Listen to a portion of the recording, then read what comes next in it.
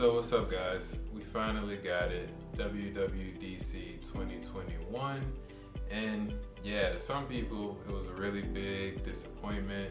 No new reveal of the Macbook Pros that were rumored to come out with the new redesign for the 14-inch and the 16-inch, but honestly, I was pretty satisfied with WWDC this year.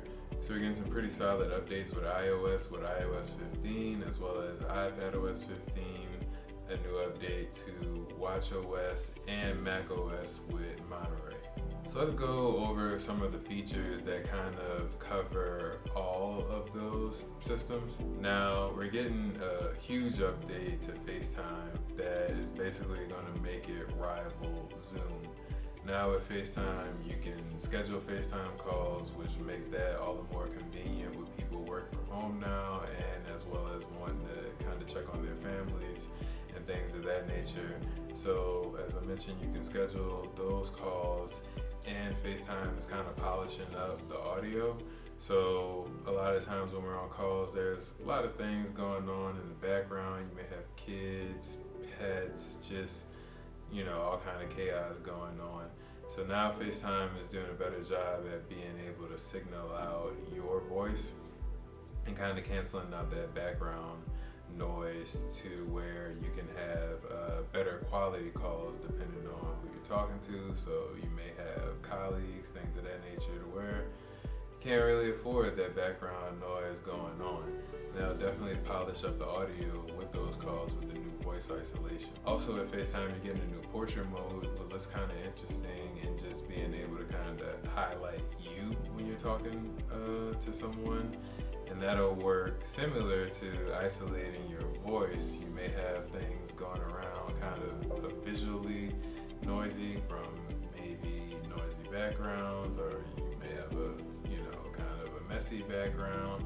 You don't want anyone to see that, and the camera will focus on just you solely and blur out your background. Probably one of the most surprising things to the FaceTime update is you'll now be able to update with Windows and Android users, and this will happen through that invite that we talked about earlier and through a web-based browser. And I'm kind of interested to see how that'll go, or what the quality of that call will look like on the end of the Windows and Android user.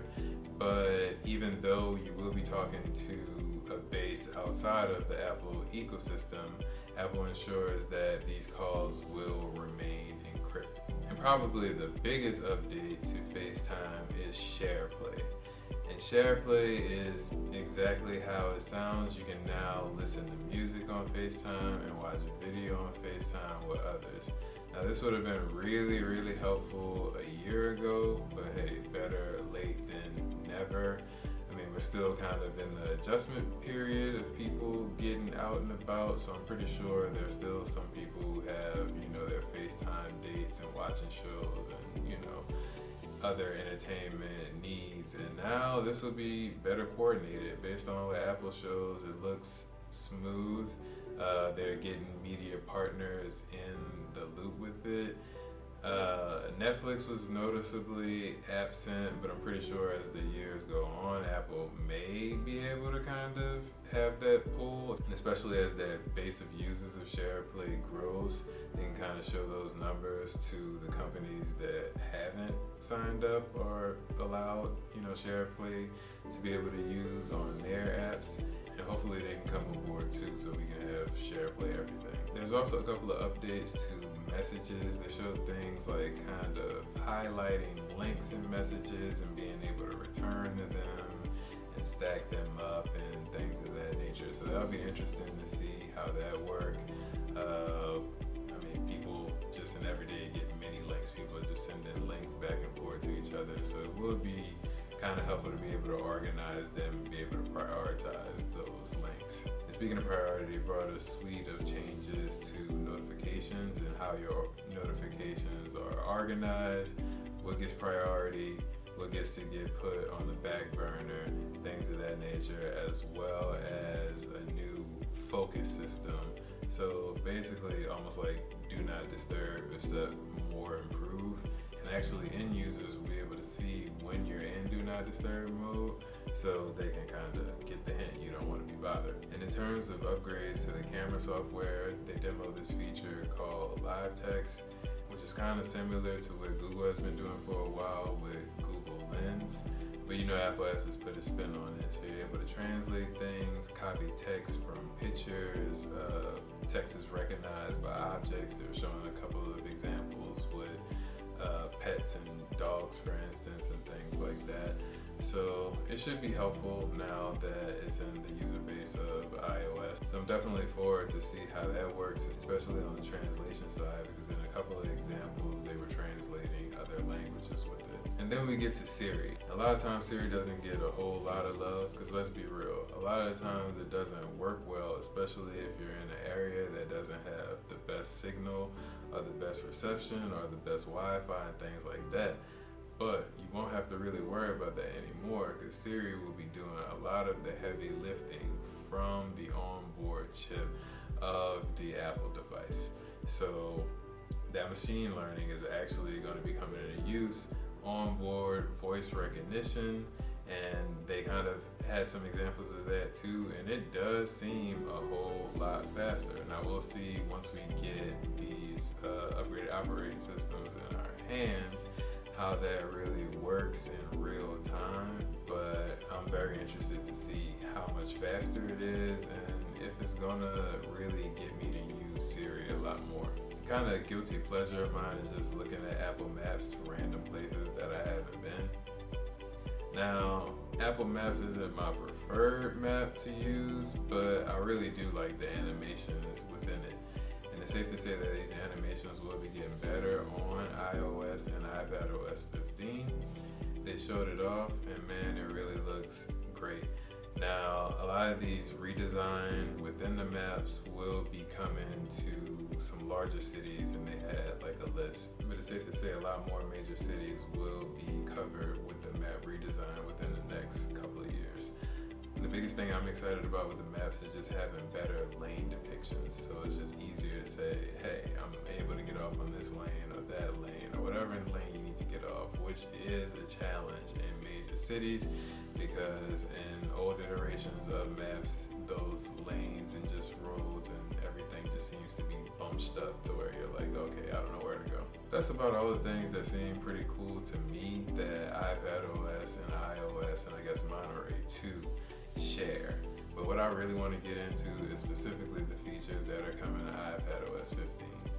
Now with the release of the M1 iPad Pro, a lot of people were really excited that, hey, we have this powerful M1 desktop class processor in the iPad, so surely we're getting a big upgrade to iPadOS as well as professional apps like Final Cut and Xcode, etc. Yeah, you'd be wrong about that. And a lot of people are pretty mad. But me with my iPad Pro 2020, hey, I'm pretty satisfied of what iPadOS 15 is giving me, especially for one, if you're a big fan of the Notes app.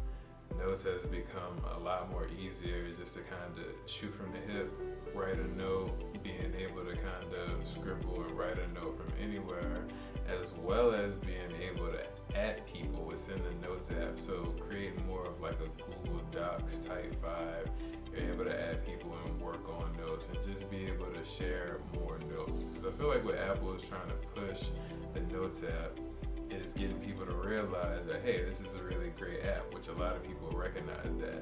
But with that, you have the people that are really behind it. Now they're more able to easily share these notes with other people and get them to use it as well too. Then I guess the next big thing that you have with iPadOS is the widgets. The widgets are free. They're not just attached to one side of the first page of apps. You can put widgets anywhere, and you can customize them to the size of the iPad. So make huge widgets, small widgets, whatever widgets you want, you can just widget it out.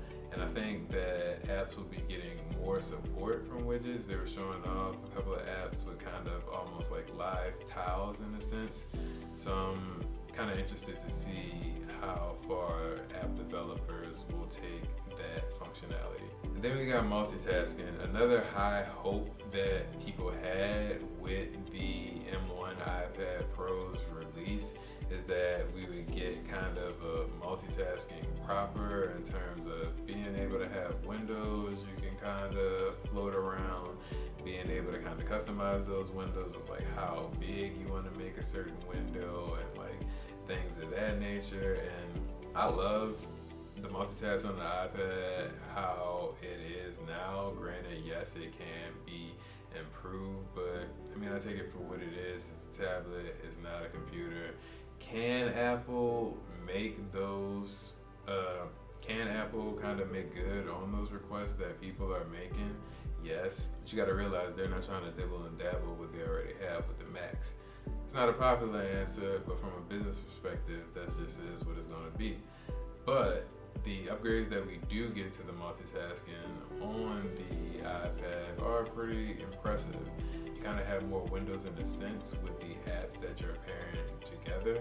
So they had an example where they had the Mail app open, and I think it was paired with Safari or some other app, and they wanted to compose a new email. So then right in the middle, the window of where they were composing the new email kind of came up, and you're still able to see what was going on with Safari and what was going on the Mail app proper. And they did introduce what's called shelf functionality within the multitasking, and that kind of gets you better at organizing what's going on, I guess, with those windows and like the multiple apps that you have open in the multitasking functions. And with the multitasking window, you can actually pair apps within that window, and that seemed pretty cool. But that was about all the noteworthy stuff with iPadOS 15, which was, I would say, the second hugest disappointment of the presentation, with the first being the lack of a reveal of the rumored 14-inch and 16-inch Macbook Pros. And I personally think that Apple likes kind of messing with the leakers and everybody that's in the rumor mill, because I think both of those devices are ready, but Apple still kind of got to show you that they still have that mystique, which they used to pride themselves on. But now in the age of social media, news just floats way more freely than it did 10 years ago.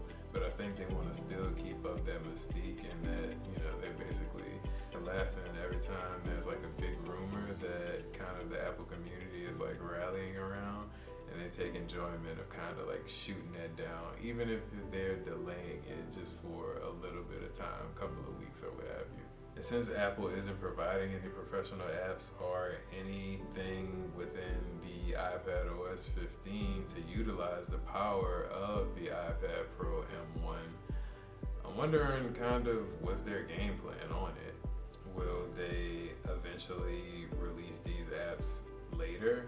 But it kind of doesn't make sense, because you would want to kind of showcase these professional apps at WWDC.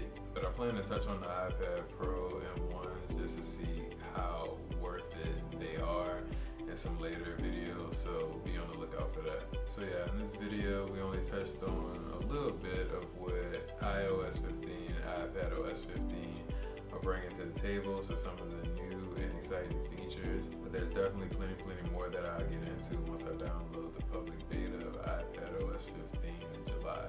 So be on the lookout for some hands-on content with that.